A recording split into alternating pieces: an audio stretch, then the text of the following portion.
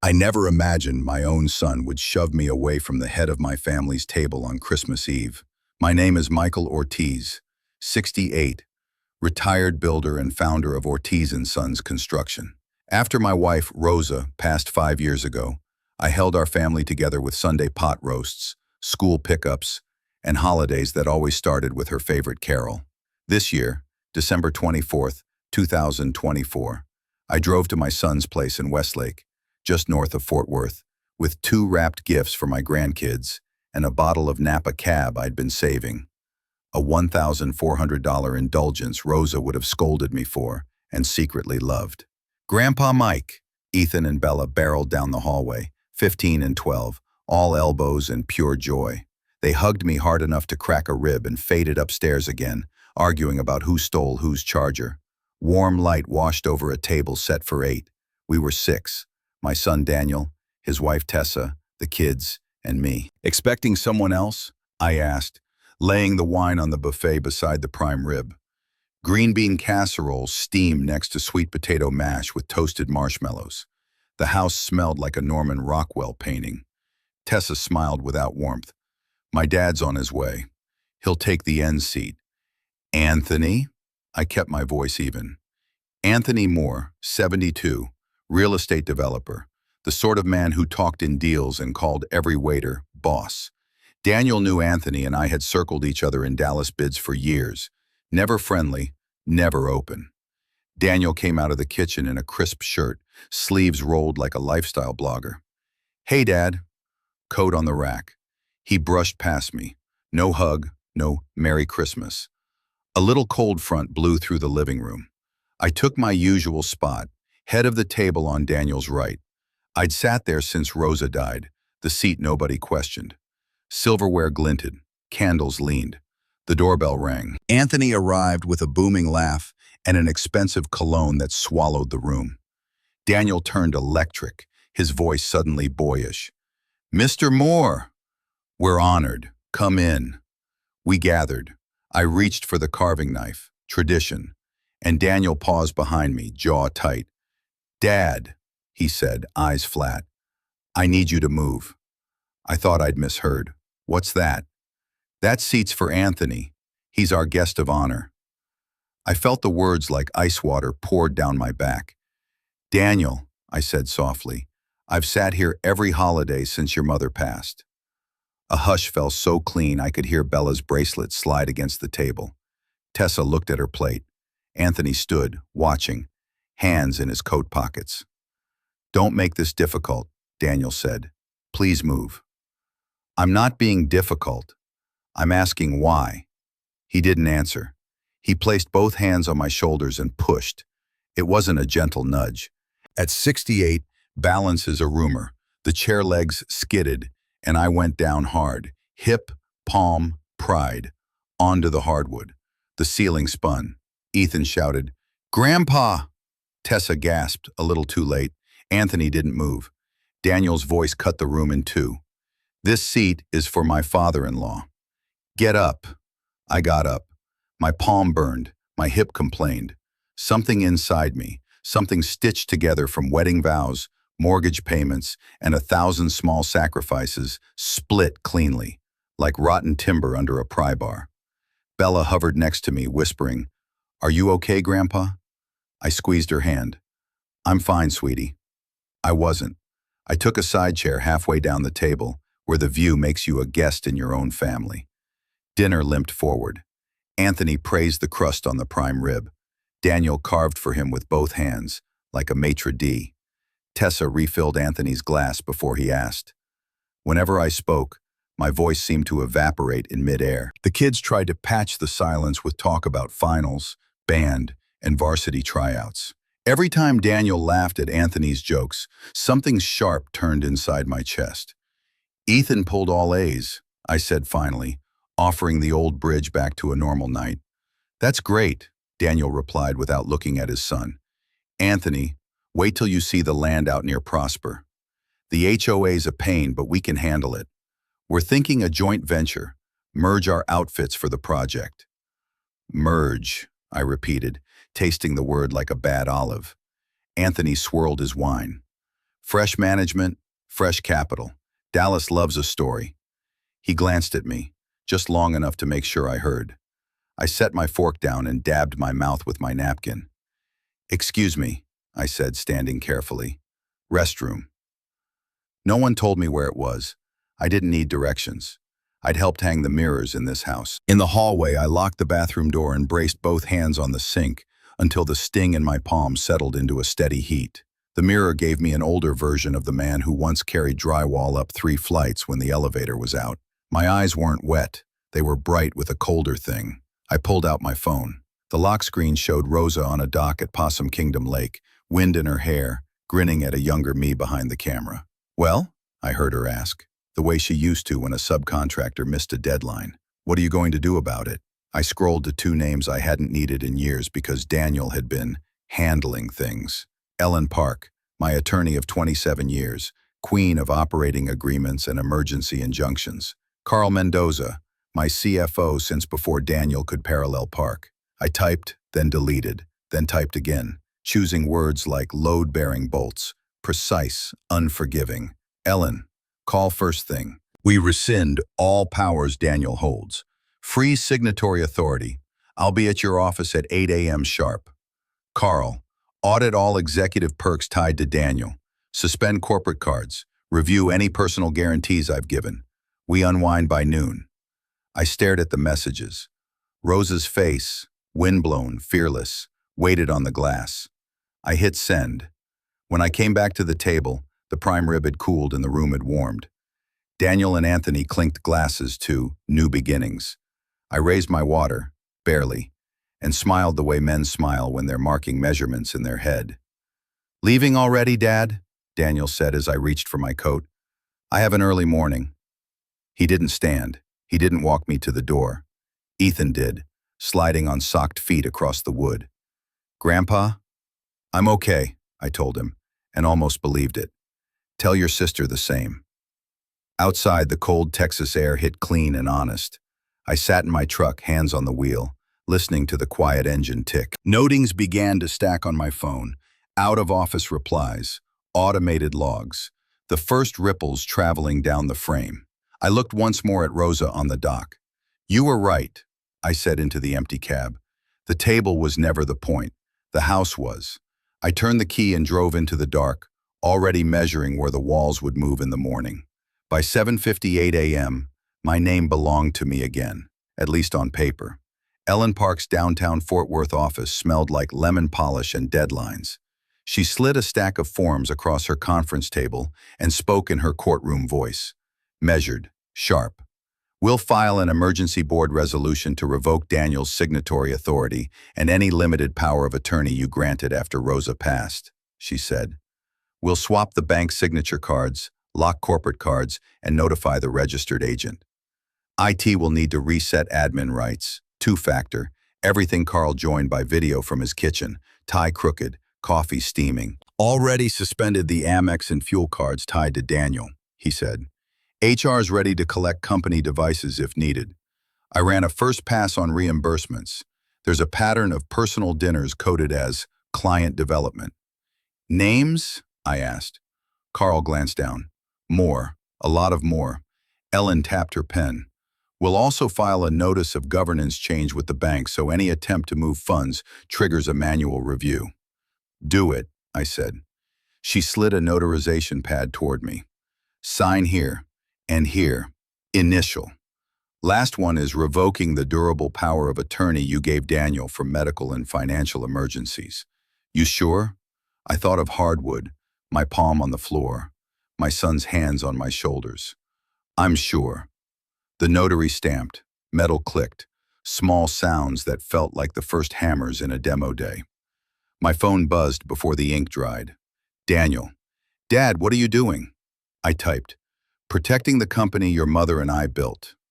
He called immediately. Ellen lifted a finger. "Speaker, please."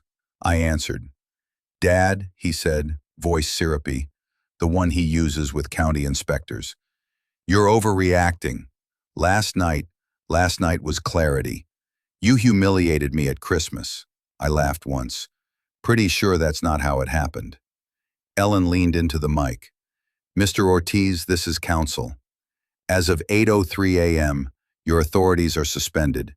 Do not access company accounts, facilities, or vendors without written permission. Silence. Then, you brought her to this? I brought me, I said. He hung up. Another text arrived seconds later, from Tessa. Can we meet? You're scaring the kids. No apology, no ownership. I let the bubbles fade and set the phone face down. Next, Ellen said briskly, we informed the bank. The VP at Lone Star Community Bank joined the call, all courtesy and liability. We flagged Ortiz and Sons, he said. Any wire out over 5,000 will require 2 live approvals, yours and Carl's. Your son's credentials are frozen. Good, Ellen said, and put a watch on any incoming wires labeled consulting to Moore Holdings. Understood. By 9, Carl was in the office, flushed from the cold laptop under his arm. We drove over together, me in my old F-150, him tailing in his Prius, because I wanted to walk through my own front door with my own key.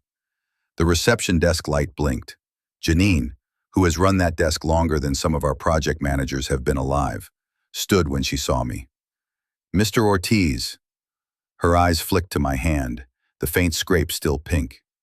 You okay? Doing better now. I looked left, the framed photo of Rosa at our first ribbon cutting. Right, the wall of permits we'd fought for and won. IT? In the server room, she whispered, resetting admin rights. We moved fast.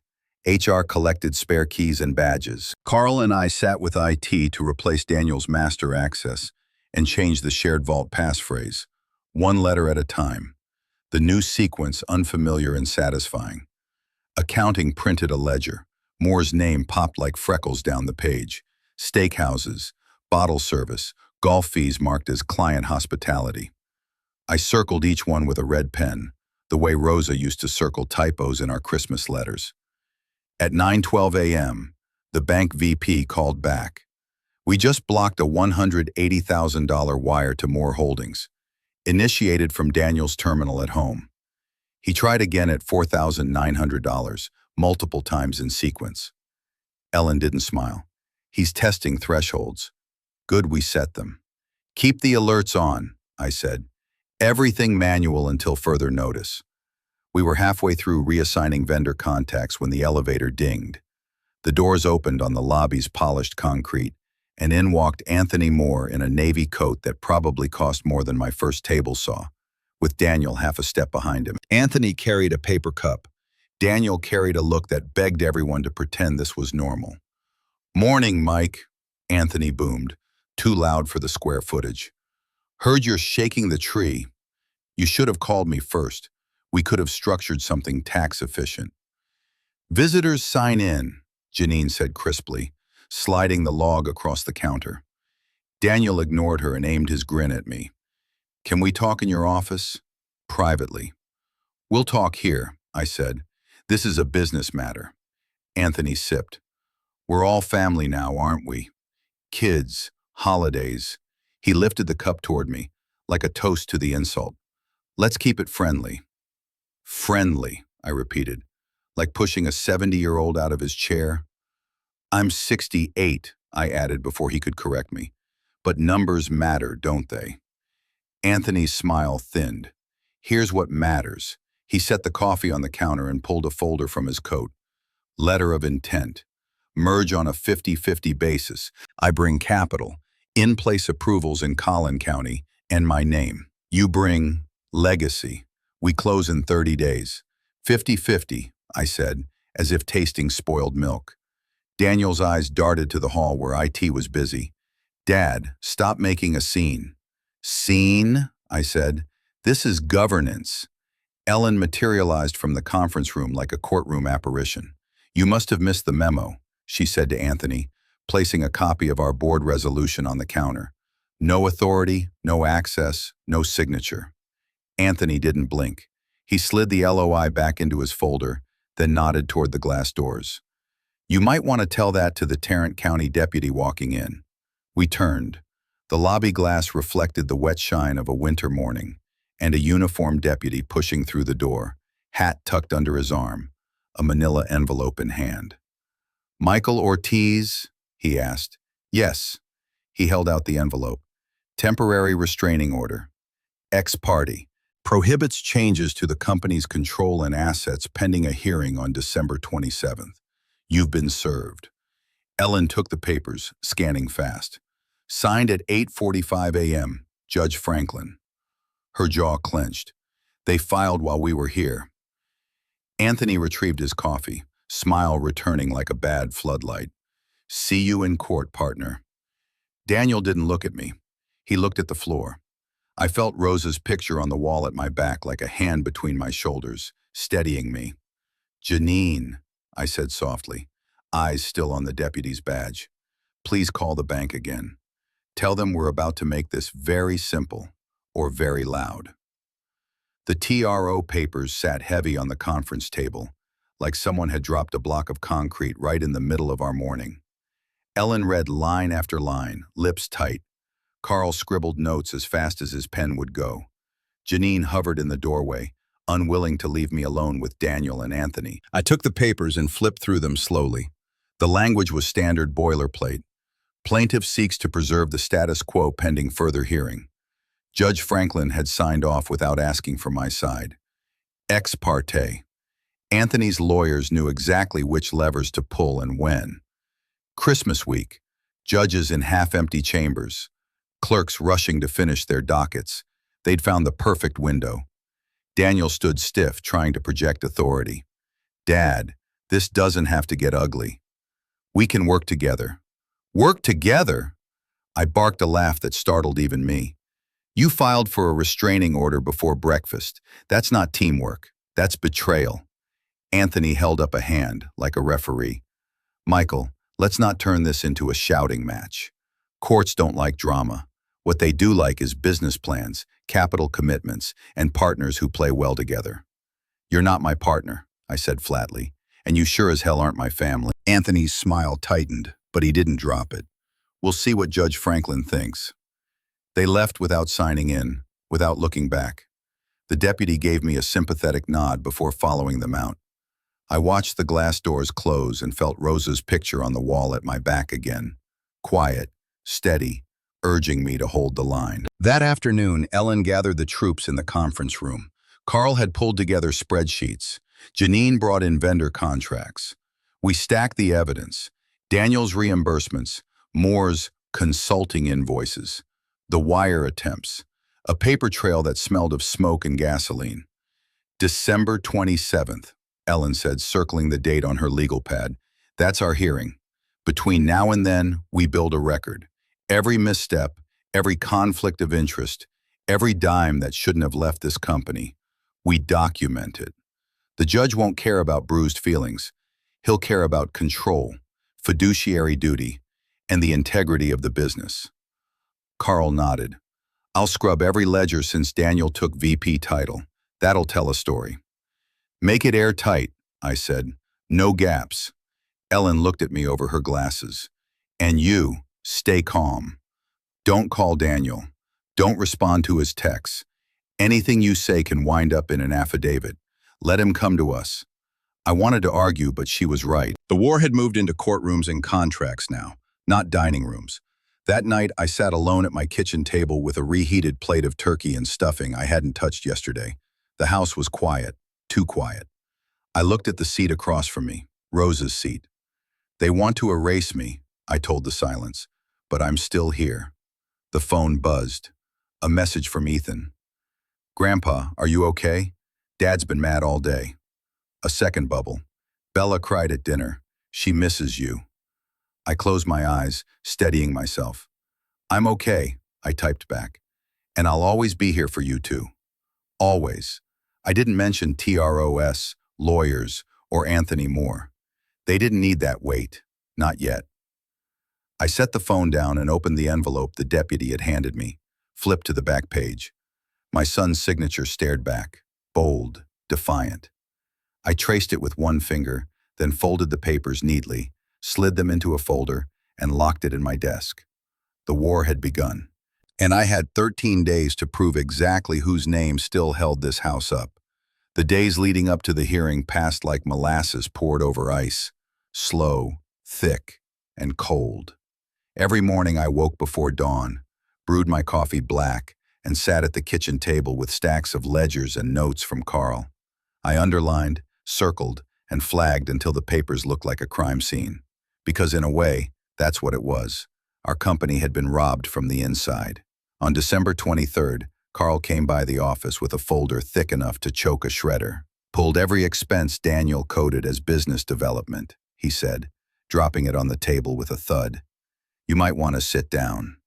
I flipped through. High-end steakhouse tabs at Del Frisco's, weekends at the Ritz-Carlton coded as client retreat, and golf trips down to Scottsdale.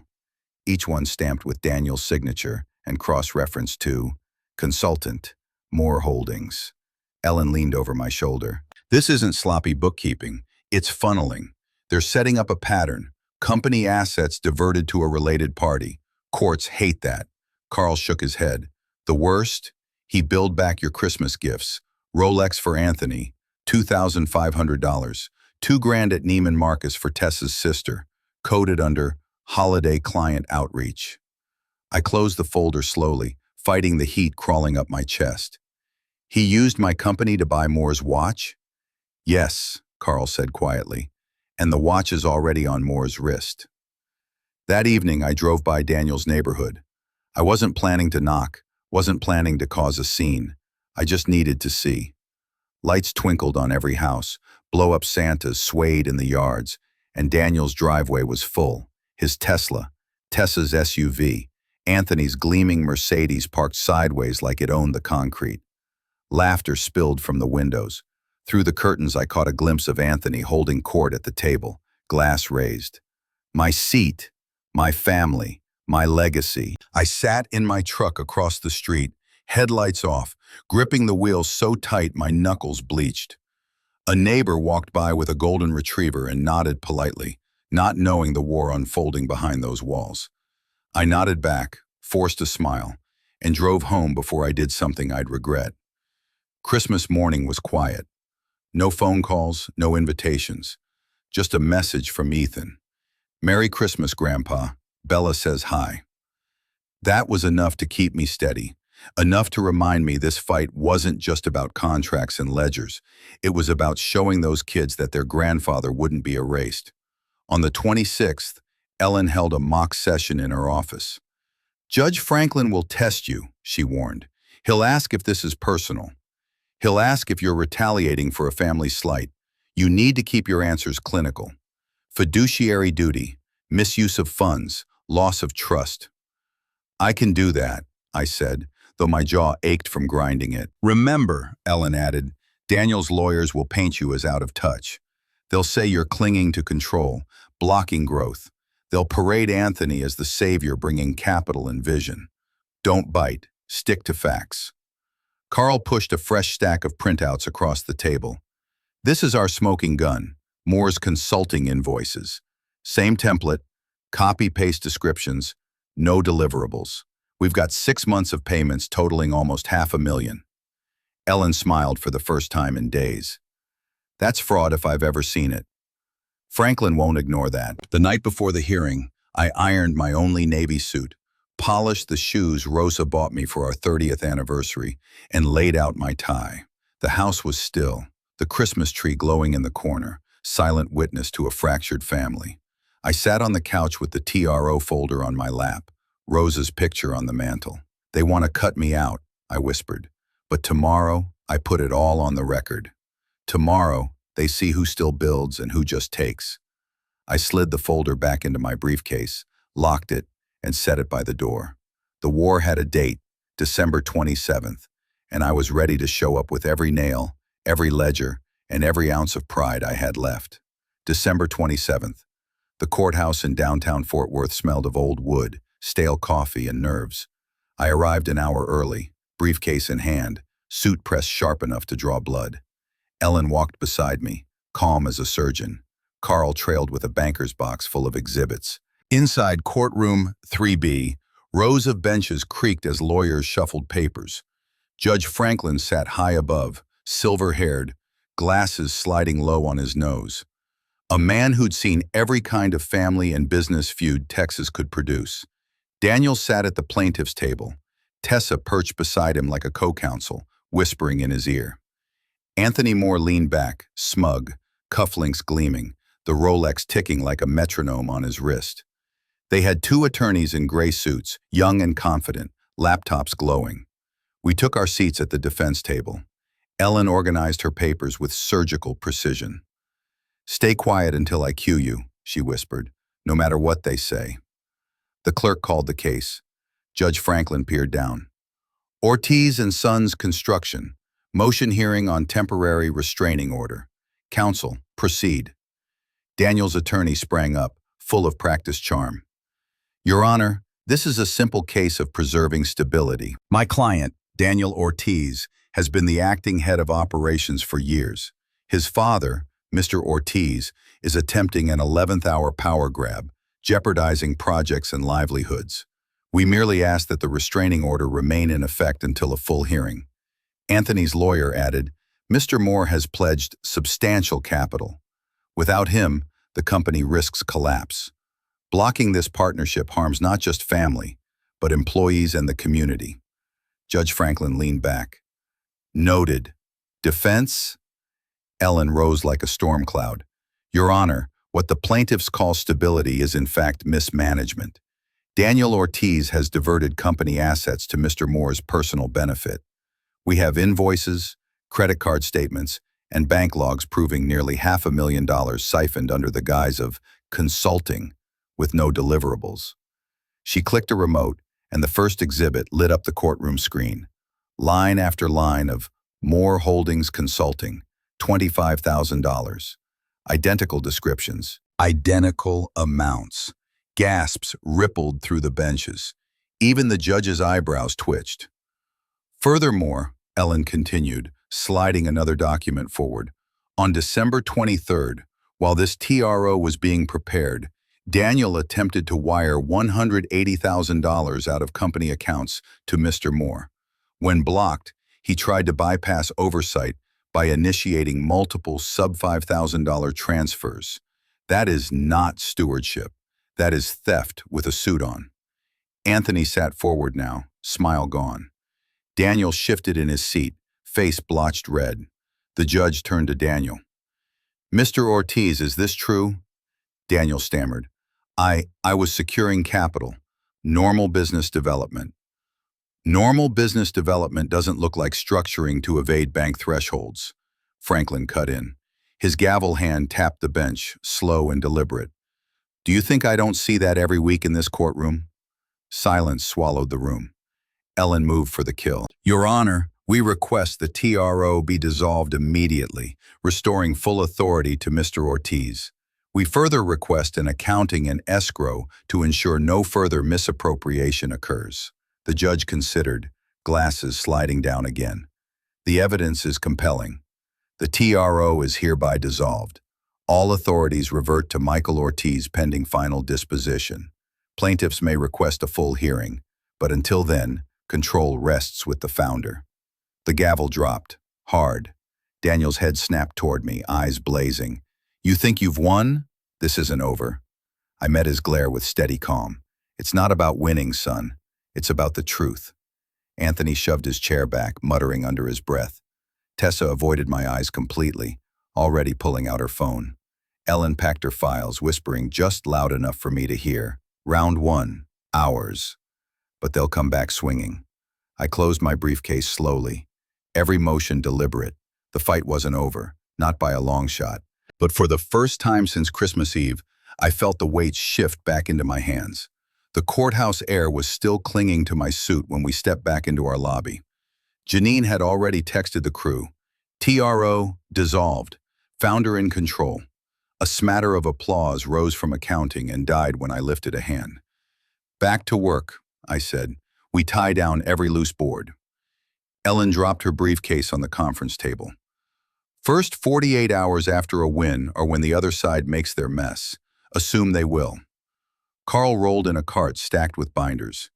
Payroll, vendor ACHs, insurance, fleet, job site permits, HOA approvals. We're closing every hatch. We moved like a demolition crew with blueprints. IT forced a password reset company-wide, rotating the shared vault key again. HR reissued badges. I signed a fresh bank resolution. Wet ink, no ambiguity. And we filmed a short video to employees. Calm tone, zero drama. Projects continue. The company stands. Clients won't feel a wobble. By noon, I'd met with superintendents on Zoom. Hard hats on dashboards, plywood and winter sky behind them. If anyone shows up on your site saying they're management, you call me, I said. No new subs added without Carl's signature. Keep the change orders clean. At 1, a message popped on my phone from an unknown number. Congrats on the win. See you at ARC on January 3rd. A link followed. Prosper Trails HOA, Architectural Review Committee, Agenda. I tapped. Item 4B, variances requested by Ortiz and Sons / more holdings for perimeter wall height and entry monument. More holdings? I muttered. Ellen peered over my shoulder. He's tying his name to your application. If he can't get your company, he'll try to steal your project. I pictured Anthony at a folding table in a community center, passing out site renderings like party favors, rubbing elbows with retirees who read covenants like scripture. Texas, HOAs could stop a project cold with a raised eyebrow. Fine, I said. We'll bring covenants and construction drawings and we'll actually answer the questions. Janine poked her head in. UPS just dropped a certified letter. Bank I slid it open with my thumbnail. Notice of covenant breach. My stomach tightened. Daniel, 2 months ago, had amended our credit line to include a minimum cash sweep clause if management control is impaired. A poison pill. If the bank believed control had shifted, they could sweep our operating account on 48 hours notice. The letter clock started today. Cure by January 2nd at 4 p.m., or they'd pull every cent above $50,000. Ellen scanned it, jaw tightening. He buried this in an innocent-looking amendment. Sneaky. We'll cure by showing we are the legitimate control. Today's order helps, but we also need a cash buffer. Carl was already typing. We can park receivables into a secondary account at Lone Star that's exempt from sweep until they clear the flag. We'll overnight the certification. Do it, I said, and call every GC. Tell them to cut checks to Ortiz and Sons Operating 2 until further notice. No delays. At 3, IT lead Kayla hustled in. You'll want to see this. She cast her screen to the TV. DocuSign. Envelope. Line of credit amendment. Signer, Michael Ortiz. IP, address, a residential spectrum block from Westlake, Daniels subdivision. Timestamp, 11:42 p.m., the same night I took the kids home after a movie last month. Ellen exhaled. Forged. That's a felony if we push it. I stared at my own neat signature rendered in someone else's hand, felt the same cold pour through me as on Christmas Eve. We push it if we have to. For now, we use it to pry the bank back into line. The door buzzer rasped. A courier in a windbreaker held up a clipboard. UCC filing notice, courtesy copy. He handed Ellen a sheaf of forms. UCC 1, financing statement, debtor, Ortiz and Sons Construction, secured party, Prosper Capital LLC, collateral, all assets, now owned or after acquired, filed 1:17 p.m. Prosper Capital, Carl said, that's Anthony's shell. They're trying to blanket lien the company to scare vendors. Ellen shook her head. You can file a UCC on a napkin. It doesn't make it valid. We'll file a UCC 3 correction and send a cease and desist. But until the state updates, nervous subs might hesitate. I rubbed my eyes. Then we go proactive. We spent the next 2 hours on the phone, me with superintendents and old school subs who'd stuck with us through 2008 and COVID, Carl with the bank, Ellen with a state clerk who sounded like she'd rather be anywhere else. By 5, we'd logged assurances from 3 GCs, a tentative nod from the bank's counsel, and a clerk's promise to expedite the UCC correction after the holiday, which meant Tuesday if we were lucky. On my way out, I stopped in the lobby and looked at the wall of framed ribbon cuttings, the library in Weatherford, the community center in Saginaw, the church gym we built after the tornado. My reflection hovered over them like a ghost. Janine touched my elbow. Your grandson called the front desk, said you weren't answering. I checked my phone. 3 missed calls from Ethan, 1 text. Dad's saying you stole the company. He's furious. I typed, I'm okay. I'll call you in an hour. Then I put the phone in my pocket and stood there a moment longer, letting the hum of the building settle my breath. The elevator dinged again. Kayla jogged out of IT, breathless. Michael, alerts just fired. Someone tried to log into the vendor portal from an external IP in Westlake. Wrong passwords 5 times. Then, she tapped furiously. They got in. How long? 30 seconds. Enough to download the full vendor list and W-9s. And hold on, they triggered a test ACH pull from Prosper Capital LLC for $38,450. It hits at 6 a.m. tomorrow and repeats daily. It's set up as a subscription, Carl swore. Ellen was already dialing the bank. VP, kill the ACH at the origin and put a hard block on that company code. Kayla's eyes lifted from the screen, wide and scared.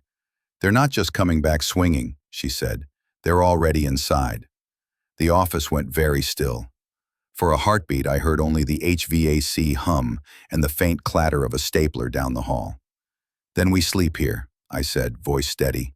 Tonight, this building doesn't blink. I looked at Rosa's photo again, wind in her hair, then at the darkening glass doors. Because at 6 a.m., whether we were ready or not, something was going to hit. The office never truly slept that night. Carl stretched out on the conference room couch with his laptop open, charts glowing across his glasses. Kayla rigged alerts to blast her phone if the vendor portal twitched. Janine brewed a pot of coffee that tasted like burnt tires but kept us vertical.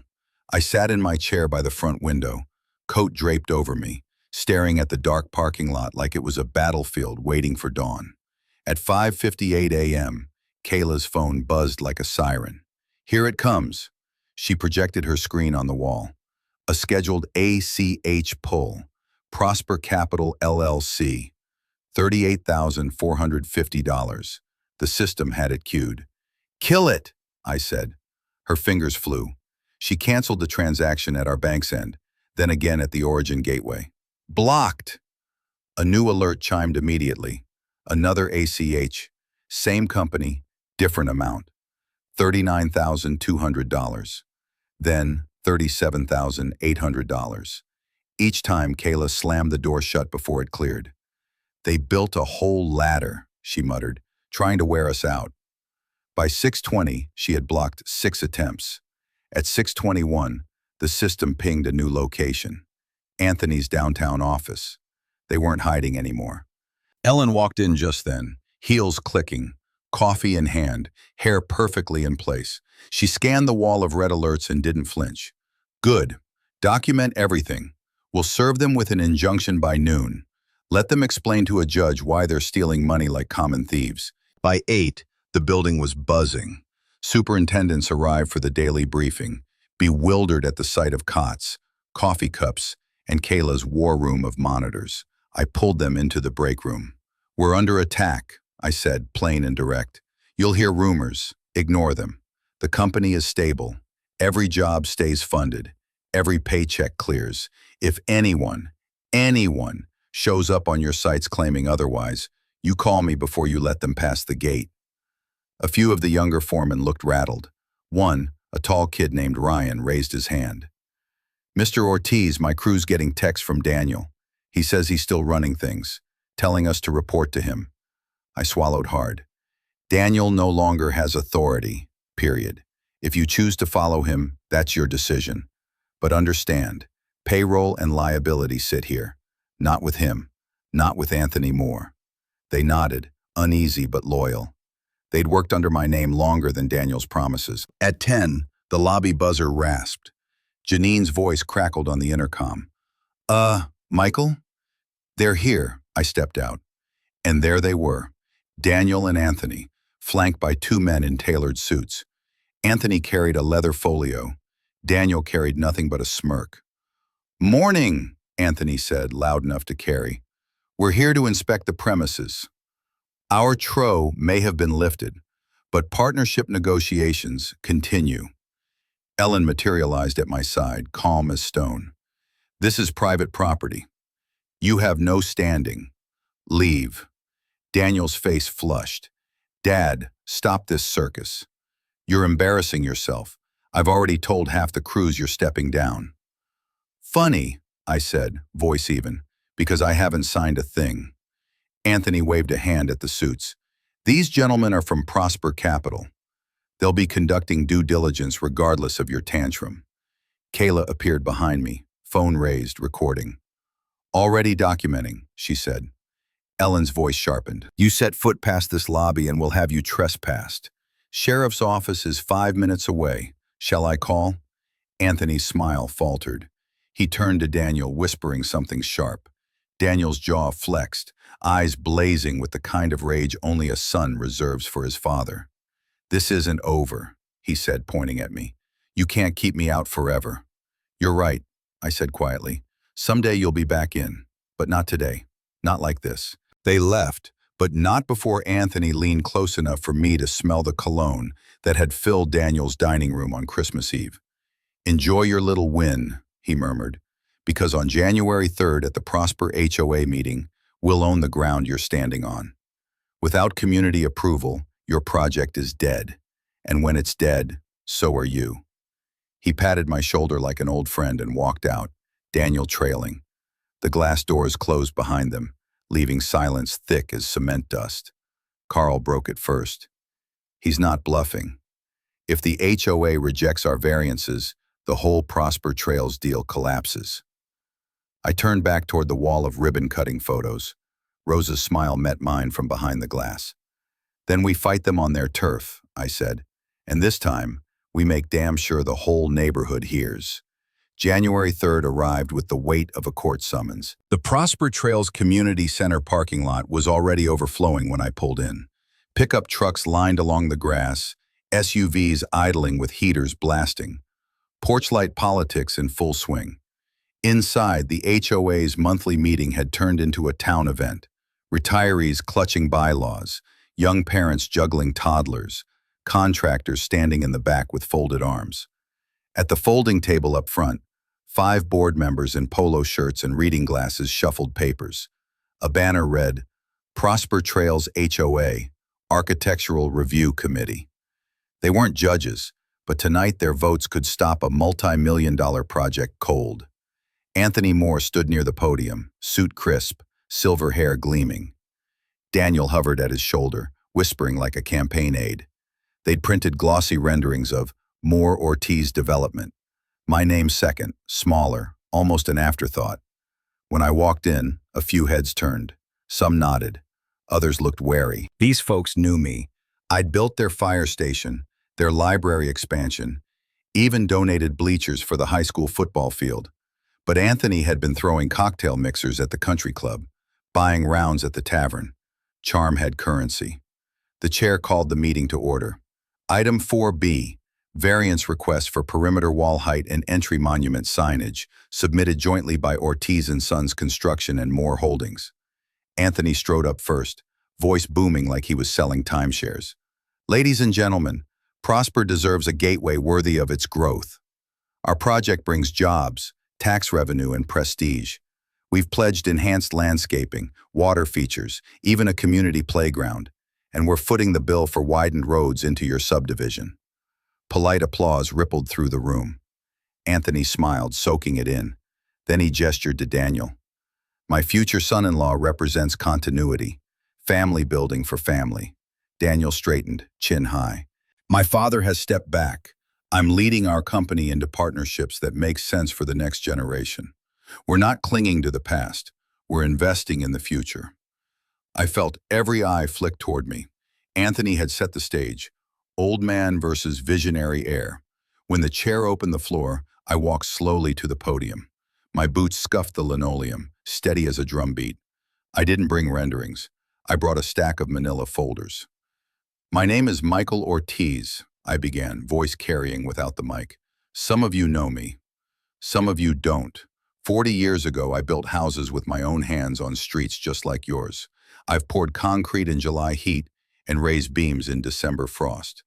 I don't promise community, I build it. I opened the first folder and held up a color photo of our Weatherford Library ribbon cutting. Kids holding scissors bigger than their arms. Then another, Saginaw's community gym after the tornado, still smelling of fresh paint. I don't need to flatter you with water features, I said. I need to earn your trust that when I say Ortiz and Sons will deliver, we deliver. Then I laid the invoices on the podium, one by one, so the microphone caught the slap of each sheet. More holdings, consulting, no deliverables. This is what my so-called partner calls business. $500,000 gone. A TRO thrown out by a judge. If you approve him, you're inviting a man who siphons, not builds. A murmur swelled. Board members leaned forward. Anthony's jaw tightened. A hand shot up in the crowd, a gray-haired woman in a denim jacket. Mr. Ortiz, are you saying he stole from your company? Yes, ma'am, I said plainly, and I'll prove it in court if I have to. But tonight, you decide whether you want him tied to your neighborhood. Another man stood, arms crossed. We remember when you built the fire station on budget. You gonna do the same here? I met his eyes. Better. Every dollar accountable. My company stands alone. No more holdings. No siphons. Just Ortiz and Sons and this community. The room buzzed louder now. Half whispers, half cheers. Anthony stepped forward, face flushed. This is slander, he barked. The man is bitter, clinging to power he doesn't deserve. Order! The chair rapped the gavel. We'll have order. The board recessed to deliberate.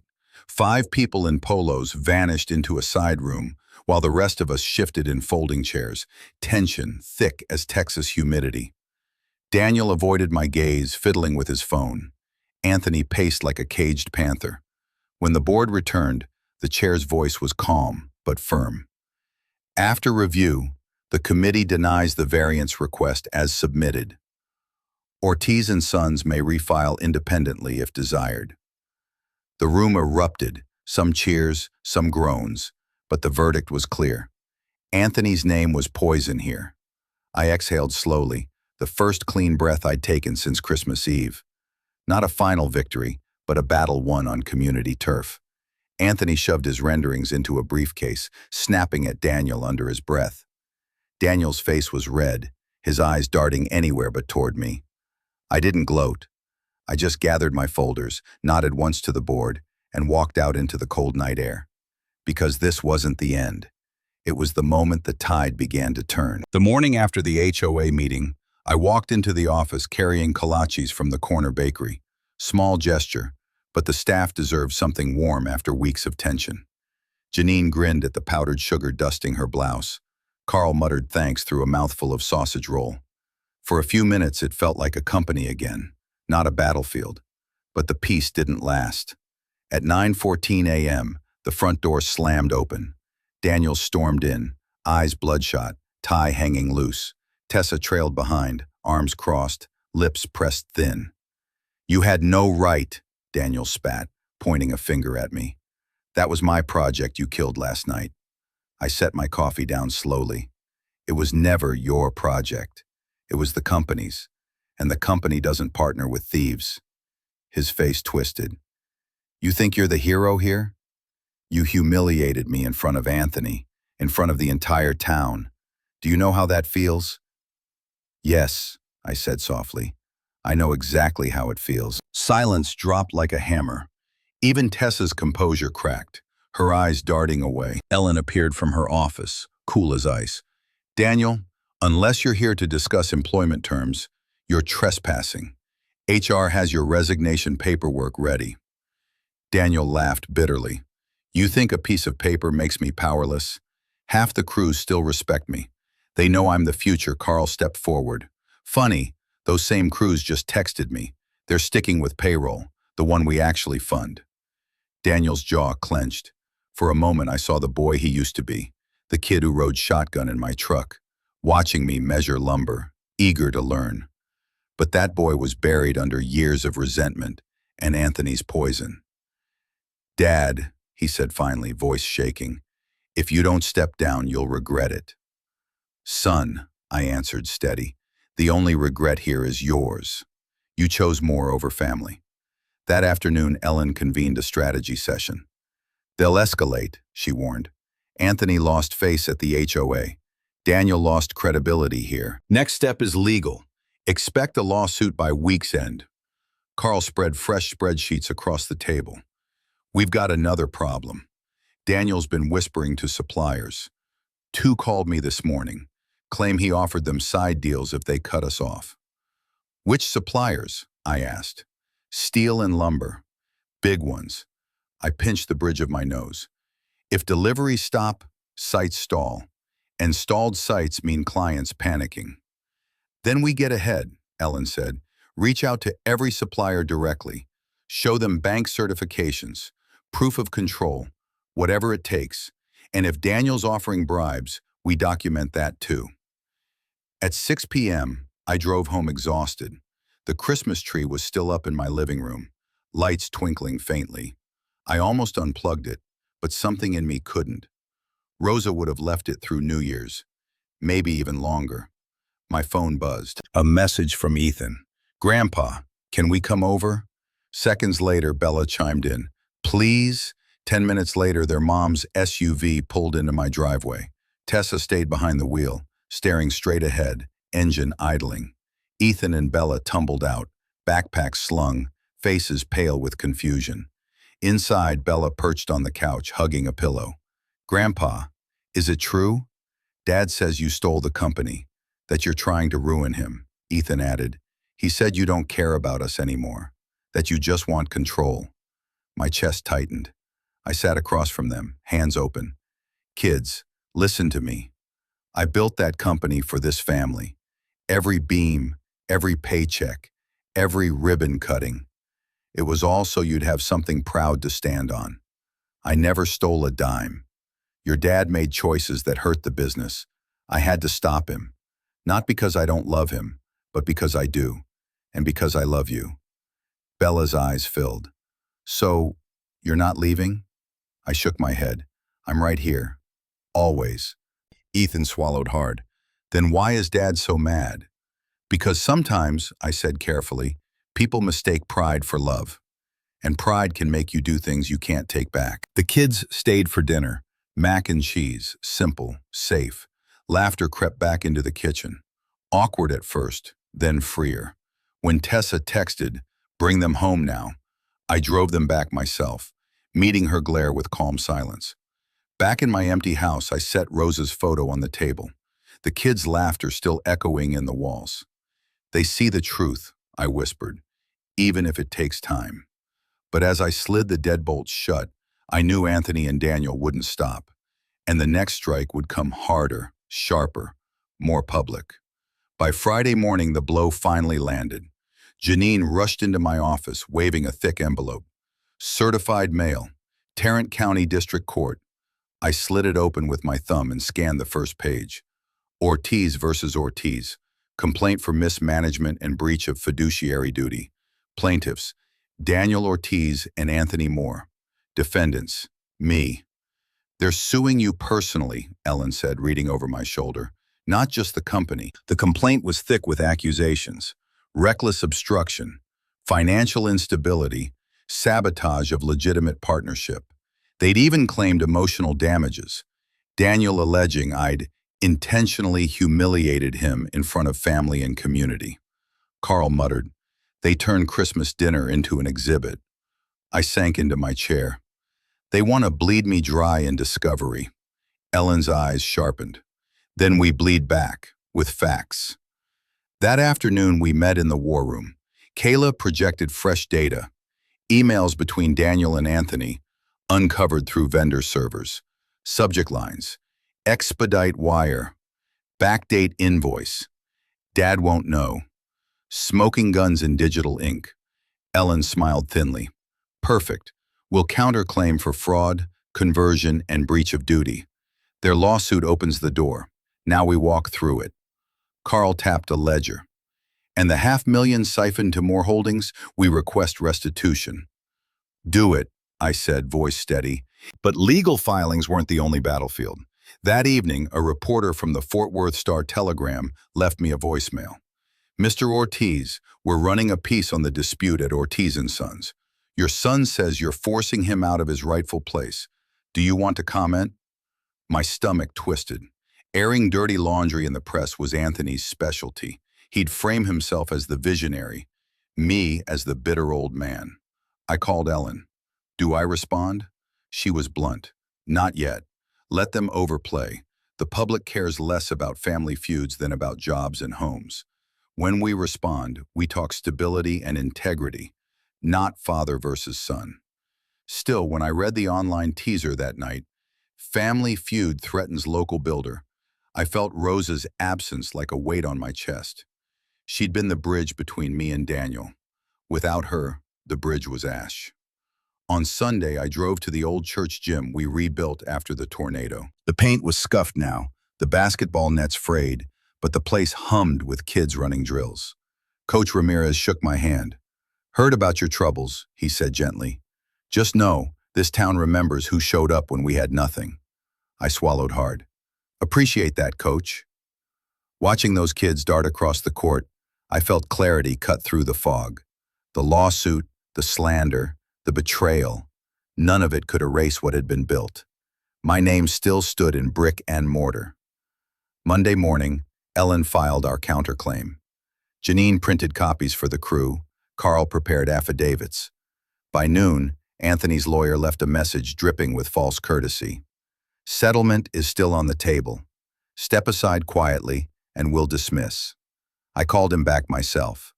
Tell Anthony this. I built this company nail by nail. I'll defend it nail by nail. See him in court. I hung up before he could answer. That night, Ethan called from his bedroom, whispering so no one would overhear. Grandpa, Dad's furious. He says you're trying to destroy him. But I believe you. Bella does too. Tears pricked my eyes. That means more than you know, son. Just remember, truth takes time, but it always comes out. After the call, I stared at the stack of pleadings on my desk. January's calendar loomed, dotted with hearings, deadlines, depositions, a war of inches. But for the first time in weeks, I felt something like resolve. The evidence was on my side, the community was on my side, and slowly my grandchildren were finding their way back to me. The storm was building, but so was my strength. January bled into long days of depositions and longer nights of preparation. Ellen was relentless.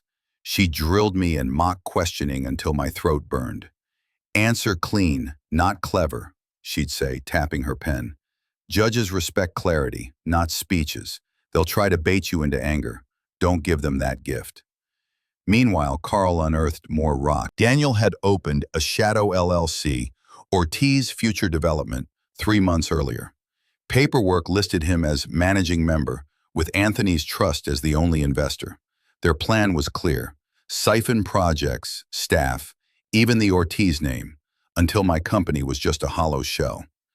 They even filed for a trademark, Carl muttered, sliding the paperwork across the table. Your own last name. Stolen. I felt my jaw tighten. Not while I'm breathing. Mid-January, the first deposition landed. We gathered in a bland conference room, fluorescent lights, carafes of burnt coffee. Daniel sat across from me, Anthony beside him, both flanked by their lawyers. A court reporter adjusted her headset, fingers poised over the steno machine. The questioning started tame.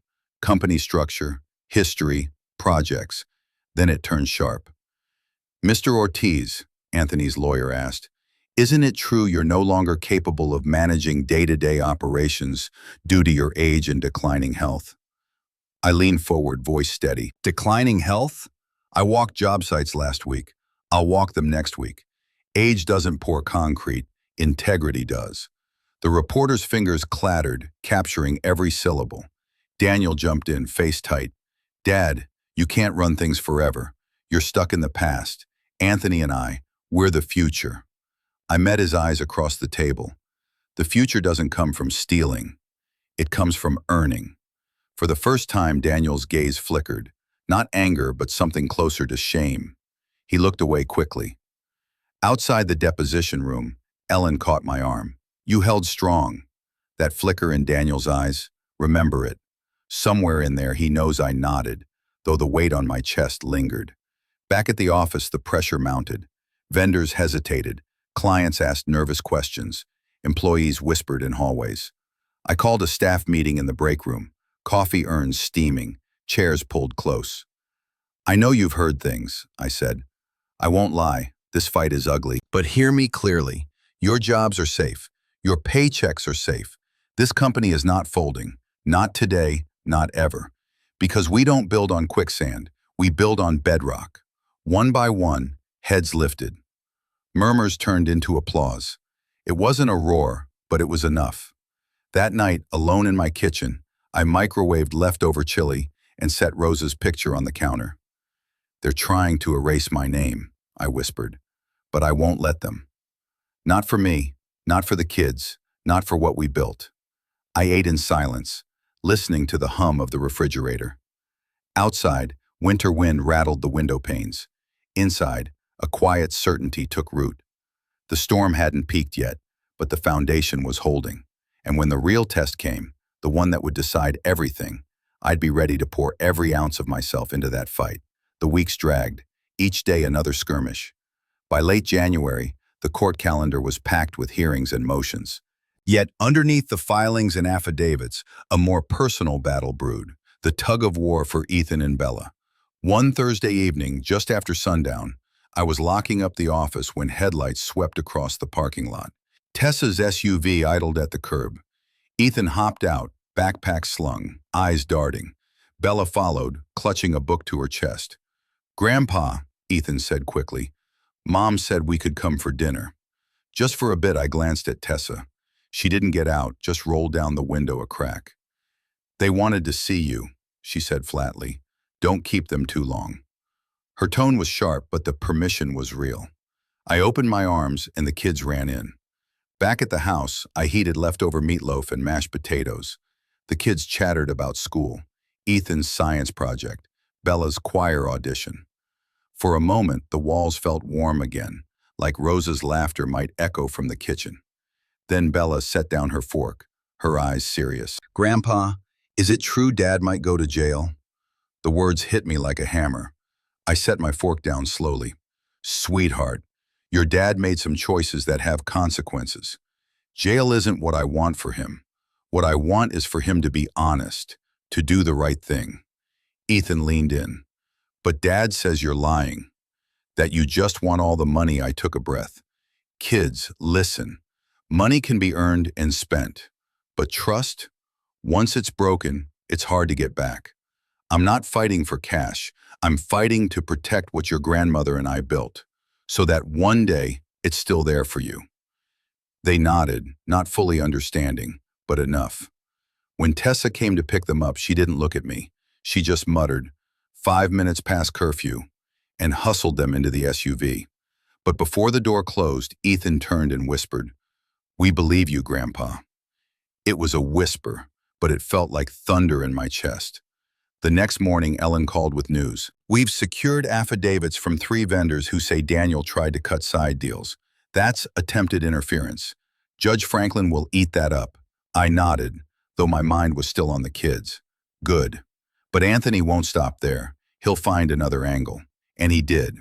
That afternoon, a process server appeared at the office, handing me a subpoena. Notice of deposition, Ethan and Bella Ortiz. My heart stopped. "They're dragging the kids into this?" Ellen skimmed it, face hard. "It's intimidation. They won't actually depose minors. Judge will never allow it. But they want to scare you." It worked. For the first time in weeks, I felt my hands shake. That night, I sat in the dark living room. Only the Christmas lights still strung across the mantel, flickering faintly. Rosa's photo seemed to watch me. "They're pulling the kids in," I whispered. "This fight's not just about me anymore. It's about them." I closed my eyes, steadying my breath. Tomorrow we'd file motions, argue in court, wrangle with bankers. But tonight, the truth settled deep in my bones. Anthony and Daniel weren't just trying to take my company, they were trying to take my family's soul, and that was the one thing I would never, ever surrender. By the end of January, the storm broke wide open. Ellen had warned me of the doom spiral stage, that point when everything feels stacked against you. She was right. It began on a gray Monday morning when Lone Star Community Bank called. The line was clipped, professional. Mr. Ortiz, per covenant provisions, we are freezing disbursements from your operating account until the court resolves control disputes. I gripped the phone. We already won the TRO hearing. Control is clear. The banker sighed. More holdings filed an emergency motion Friday evening. Until that's heard, our compliance team won't risk exposure. When I hung up, Carl's face was pale. That means payroll, vendor checks, everything stalled. The air in the office shifted, heavy as concrete dust. By noon, the first foreman called. Steel supplier won't release our order. Said Daniel told them invoices won't get paid. Then another. Lumberyard froze our credit line. Same reason.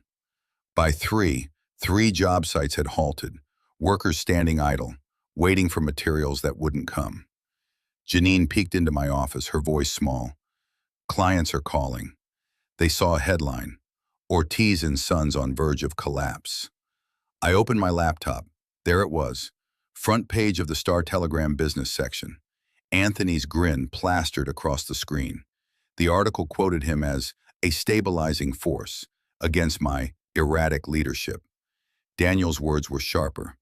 My father is clinging to control at the expense of employees and community. My chest ached. I closed the lid. That evening, I drove past our Prosper Trail site. The half-poured foundations sat exposed, rebar jutting like broken bones. A handful of workers smoked by the fence, eyes downcast. Boss, one said gently, we believe in you. But if the checks bounce Friday, his voice trailed off. I nodded, throat tight. I won't let that happen. But when I got back in the truck, I couldn't start the engine right away. I sat there staring at the unfinished slabs, rain beginning to patter, and whispered, Rosa, I don't know if I can hold this line. That night, the kids called from Tessa's phone. Bella's voice was shaky. Grandpa, Dad says you're going broke, that you'll lose the house. Is that true? I clenched my jaw, fighting the urge to curse Daniel's name. Sweetheart, don't worry about me.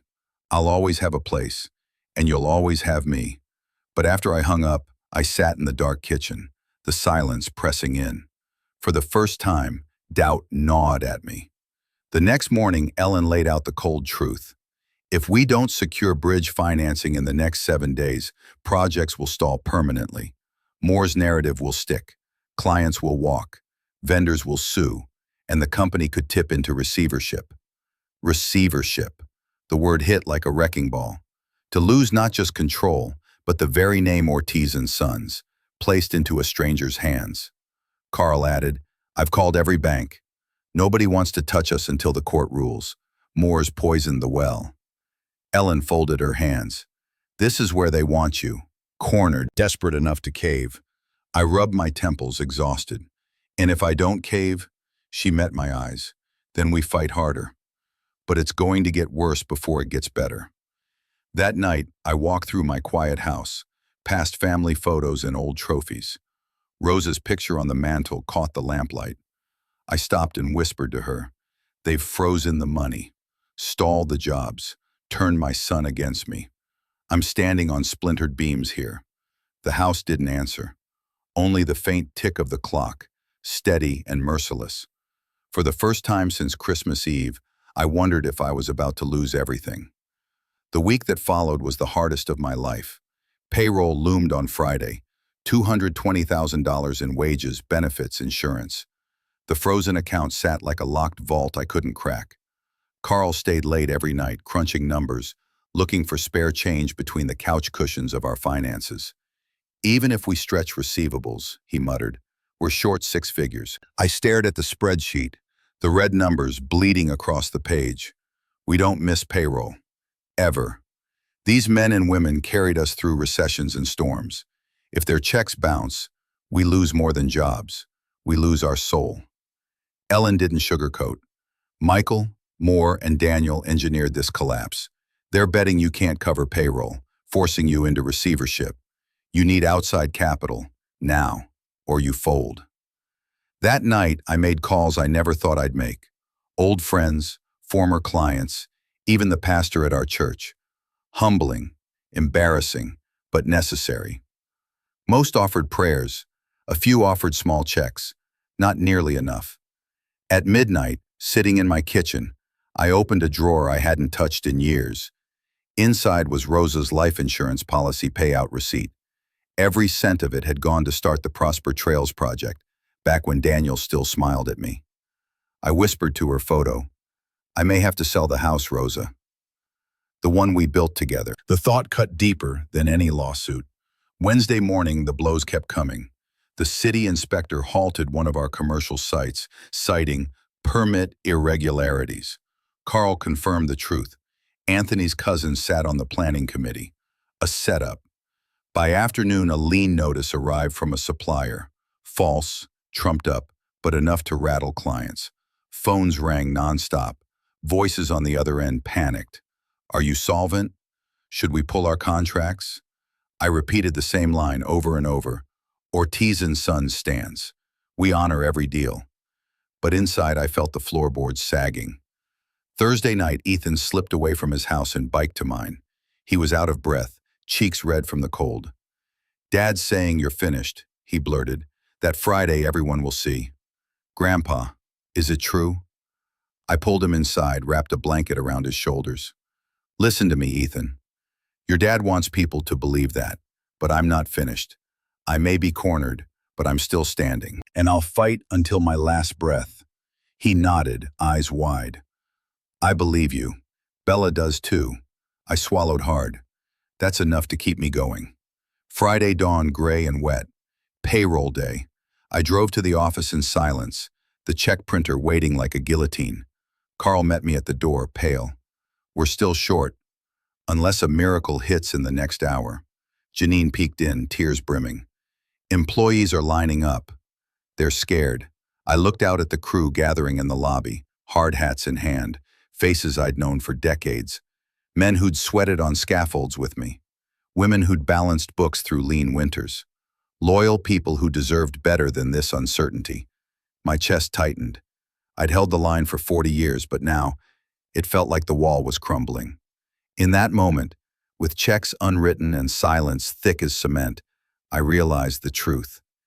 Anthony and Daniel had succeeded. I was trapped in their spiral. My company's name, my family's name, was hanging by a thread, and for the first time, I feared that thread would snap. Friday, 3:58 p.m., 2 minutes before the bank's cutoff for payroll. The lobby was full, dozens of employees standing shoulder to shoulder, murmurs rippling like restless wind. They weren't angry yet, but fear was written on their faces.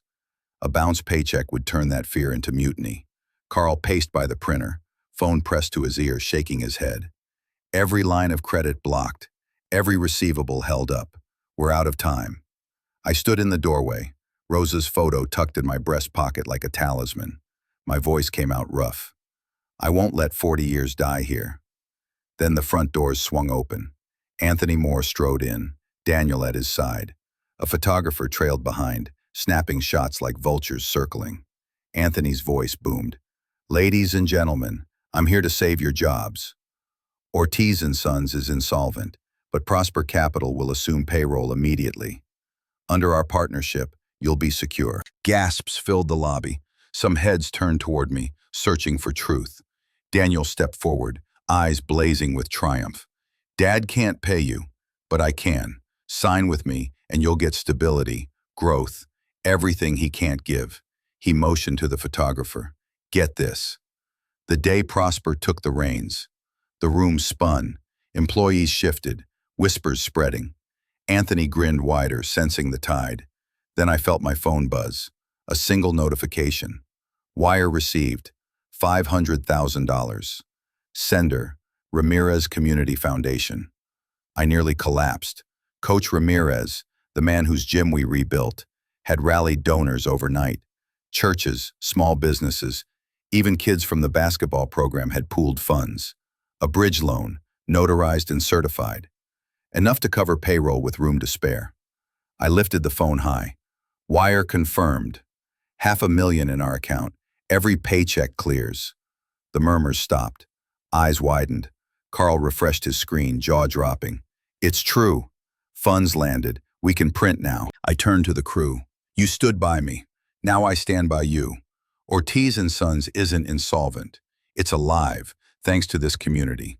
And no outsider, no pretender will ever change that. The printer roared to life, spitting out checks. Janine handed them out, one by one. Relief spread like sunlight breaking through storm clouds. Men and women clutched envelopes, shoulders lifting. A cheer rose, first tentative, then thunderous. Anthony's smile vanished. This is a stunt, he snarled. Temporary. You're still finished. I stepped closer, voice steady but sharp enough to cut glass. Finished?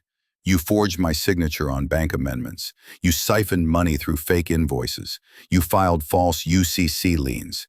Every move is documented, time-stamped, notarized. I pulled a folder from my briefcase and slapped it onto the receptionist's desk. Here are the affidavits. Here are the bank logs. Here are the vendor testimonies. Next week, Judge Franklin will see it all. Anthony's face drained of color. Daniel's fists clenched, trembling. You want a photo? I said, turning to the photographer. Get this. I raised Rosa's picture high, my voice carrying through the lobby. This company was built on family, on community, on truth. That's the story today, not their lies. The photographer clicked furiously, flashes freezing Anthony's scowl, Daniel's shame, and the crew's cheers into history. Anthony sputtered. This isn't over. I met his eyes. Oh, it's over. For you. Daniel opened his mouth, but no words came. Bella's voice echoed in my memory. Grandpa, we believe you. And I knew the tide had turned. The lobby erupted again, employees chanting my name, checks in hand. For the first time since Christmas Eve, the weight lifted. Not gone, but shifted.